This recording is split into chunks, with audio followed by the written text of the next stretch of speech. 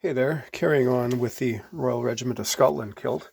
Since we last spoke, I've lengthened the fell of all the pleats, and as I said before, started at the new bottom of the fell and sewn the entire pleat and sewn off at the top end. So this accomplishes a couple of things. We're not going to see, we've removed the risk of a sort of a visible transition from hand sewn to machine sewn after this thing is pressed. That's not going to catch the eye, and we're also now certain that the top seam has been stabilized so that this fellow doesn't come back in a couple of months because all of these seams are coming apart.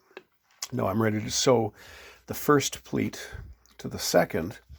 Now again, remember, I've done it in the reverse order. I've done it from left to right rather than right to left.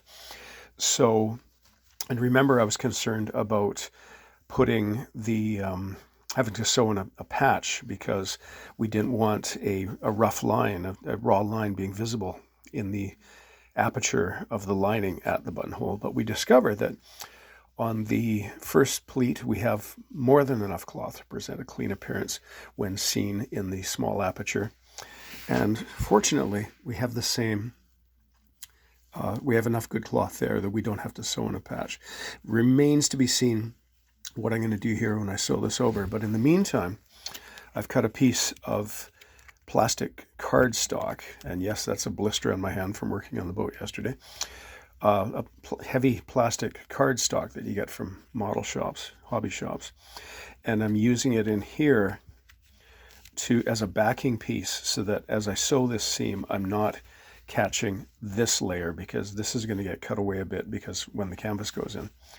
So I will sew down to, again, the buttonhole and then sew off again. And then flip it over and carry on with sewing the steeking, putting in the canvas.